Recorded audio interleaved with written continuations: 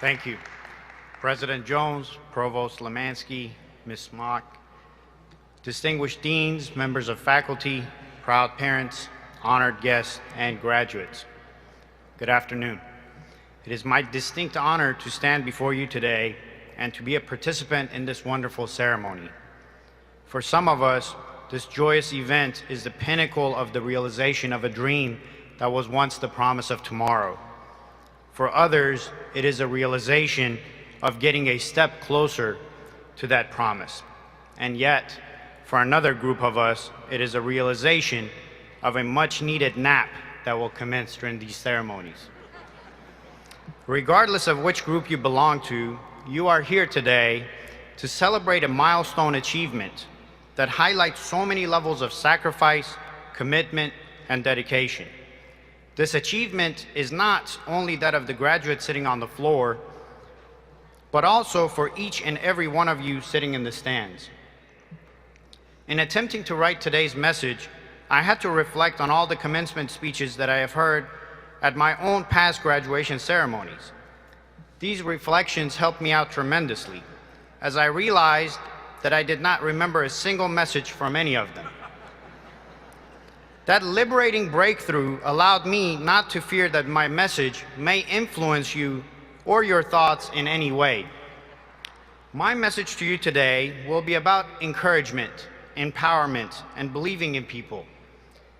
And to make my points more clear, I will share with you my personal story, which can serve as a testament to the ideals contained in my message.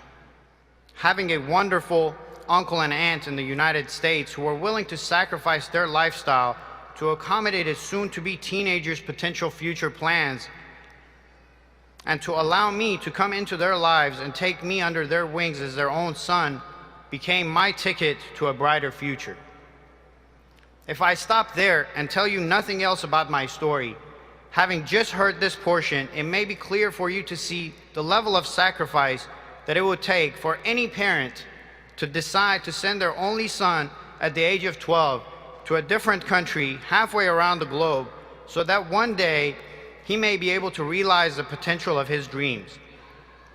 It would also be just as easy to detect the level of sacrifice it would take to accept the enormous responsibility of adopting a nephew for whom you are going to become everything: a parent, a confidant, a friend, all in a land where everything is unfamiliar and he knows no one.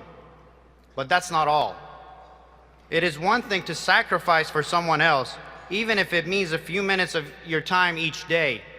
It is completely another thing to be able to inspire and encourage someone to believe in themselves. You see, regardless of association or relationship, we are all connected. And even though the graduate degree you receive today will have your name written on it, let us not forget that the degree would have never been possible had it not been for all these individual sacrifices, words of encouragement, or tough love, as we call it in Texas. That diploma now signifies that the torch of empowerment has been passed on to you, and that you are now the proud recipient deemed worthy of such a great responsibility. Regardless of your degree or specialty that you have completed, you now have a greater purpose in life. You now hold not only high levels of knowledge and expertise in your respective professions, but also have demonstrated that you are capable of completing a rigorous curriculum which has challenged you to critically think, to time manage, to sacrifice, and to persevere. If you do nothing else in life with your professional degrees, you can model those characteristics for others around you and empower the future generations to come. Jean-Paul Sartre, a French existential philosopher, once said, "A man who commits himself and who realizes that he is not only the individual that he chooses to be, but also a legislature choosing at the same time what humanity as a whole should be, cannot help but be aware of his full and profound responsibility." What this means to me, and perhaps for you also, is that we have not only committed and chosen a brighter future for ourselves, but that we can also impact the direction humanity takes as a whole. We can do this if we become aware of this meaningful responsibility, and the most wonderful part is that it does not take much effort.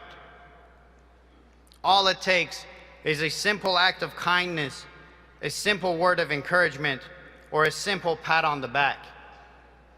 I have been fortunate to see and realize this power with my clients who come to me for counseling, many of whom leave my office, if with nothing else, with a sense of renewed confidence and trust in their own abilities. If only each one of us does one small yet powerful act such as these, imagine the colossal impact on humanity. I will conclude my message to you today by asking you to be kind to people, to empower them, trust in them, and give back to them.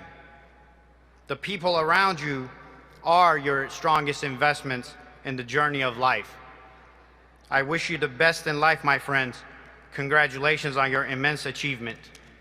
Thank you for listening.